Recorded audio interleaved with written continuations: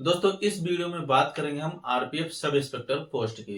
यानी जो आरपीएफ के अंतर्गत एसआई का पद होता है, इसमें किस प्रकार की ड्यूटी होती है, सैलरी कितनी होती है, छुट्टियां कितनी आपको किस प्रकार से मिलती है, रहने की सुविधा, यात्रा पास हो गया, स्वास्थ्य, कैंटीन, प्रमोशन आदि संपूर्ण बातों को लेकर के पूरी जानकारी मैं आपको देने वाला हूं। और किस प्रकार की यह जॉब होती है आपके लिए, तो पूरे वीडियो में बने रहिए। मैं आपका दोस्त संदीप शुक्ला और आप देख रहे हैं शिवप्रिया को। दोस्तों सभी प्रकार की अपडेट के लिए टेलीग्राम ग्रुप जरूर ज्वाइन कर लीजिएगा और इंस्टाग्राम पे फॉलो कर लीजिएगा। यदि आपको कोई क्वेरी तो आप डायरेक्ट मुझसे पूछ सकते हैं। यदि इसमें हम ड्यूटी की बात करें कि जो आपका सब इंस्पेक्टर का पद होता है, इसमें ड्यूटी किस प्रकार की और कितने घंटे की होती है, तो इस पे दोस्तों ड्यूटी जो आपकी होती है वो 8 घंटे की होती है। और आरपीएफ नाम से क्लियर है, रेलवे प्रोटेक्शन फोर्स।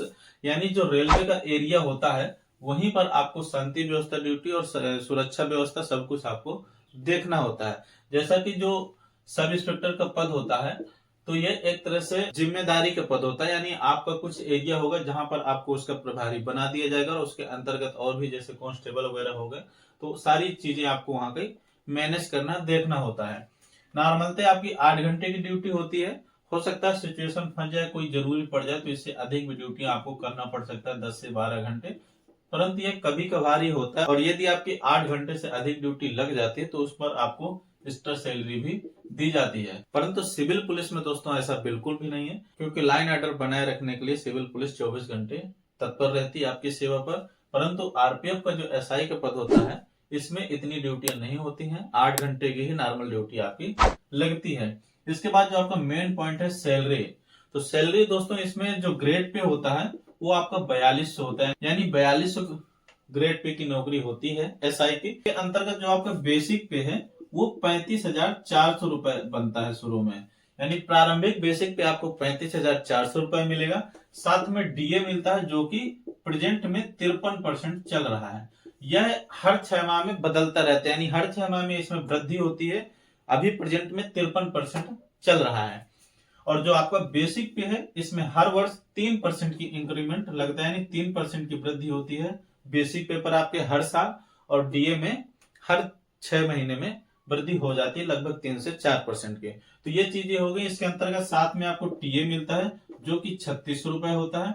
और राशन मनी मिलता है जो कि 3,937 रुपए दिया जाता है। तो इस प्रकार से अगर कुल मिलाकर हम बात करें कि आपको जो प्रारंभिक सैलरी वो कितनी मिलने वाली है, तो लगभग 60 से 65,000 रुपए आपको प्रारंभिक सैलरी मिलेगी यदि आप आज ज्वाइन कर रहे हैं। जैसे मान लीजिए अभी 2024 का दिसंबर महीना चल रहा है, यदि आप इस महीने ज्वाइन कर रहे हैं तो आपको 60 से 65,000 सैलरी प्रारंभिक में मिलने वाली है। साथ में कुछ कटौतियां होती है, जैसे एनपीएस वगैरह हो गए। एनपीएस बेसिक पे प्लस डीए का 10% कटौती की जाती है।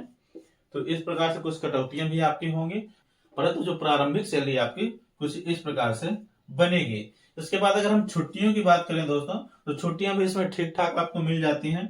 जैसे सीएल हो गया, ईएल हो गया और एचपीएल, यानी हाफ पे लीव भी इसके अंतर्गत मिलता है।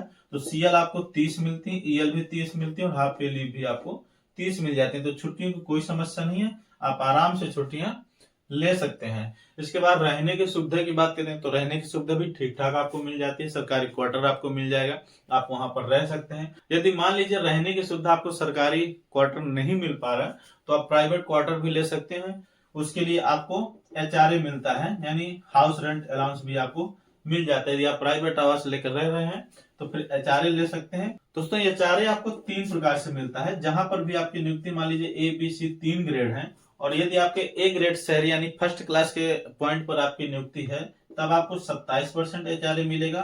और बी ग्रेड के शहर में आपकी नियुक्ति है यानी स्टेशन पर तो आपको 18%। और सी ग्रेड पर है तो आपकी 9%। यानी सबसे टॉप क्लास में यदि आपकी नियुक्ति है स्टेशन पर तो 27%, फिर बी में 18% और सी में 9%।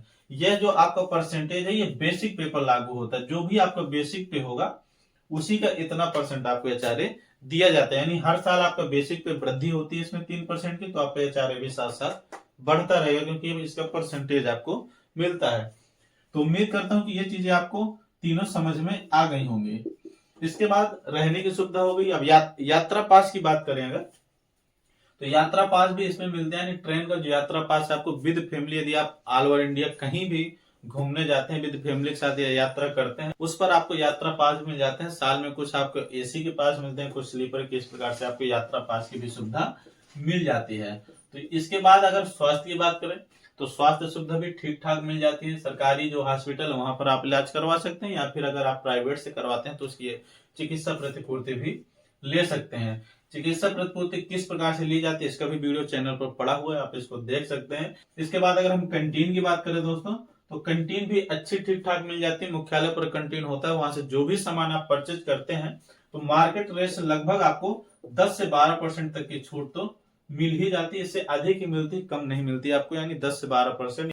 यदि कोई आप गाड़ी परचेज करते हैं तो उस पर भी आपको यहाँ से छूट मिल जाती है। मान लीजिए यहाँ पर आपको अवेलेबल नहीं है कैंटीन में गाड़ी, तो आप बाहर से डायरेक्ट कैंटीन के माध्यम से संपर्क करके और एप्लीकेशन बनवा करके ले सकते हैं, और वो जैसे यहाँ पर जमा होता है उतनी छूट आपको मिल जाती है। इसके बाद प्रमोशन की बात करेंगे तो प्रमोशन का भी सुविधा भी इसमें ठीक ठाक है, नियमानुसार आपको मिलती रहती है। यदि आप एसआई के पद पर भर्ती हो रहे हैं तो लगभग 10 साल में जो है आप इंस्पेक्टर के पद पर प्रमोट हो जाएंगे। तो इस प्रकार से आपको प्रमोशन मिल जाता है। यानी कुल मिलाकर काफी अच्छी पोस्ट होती है सब इंस्पेक्टर की। और यदि आप इसकी तैयारी कर रहे हैं तो बेहतरीन ढंग से पढ़ाई करते रहिए, और यदि आप इस पद पर आ जाते हैं तो काफी अच्छी नौकरी है। इसमें ड्यूटी भी ठीक ठाक है, बहुत ज्यादा खास ड्यूटी नहीं होती, सैलरी भी ठीक ठाक है, छुट्टियां भी आपको समय समय पर मिलती है, सारी सुविधाएं आपको अच्छी मिल रही हैं। इस प्रकार से जो है आप इसकी तैयारी कर सकते हैं।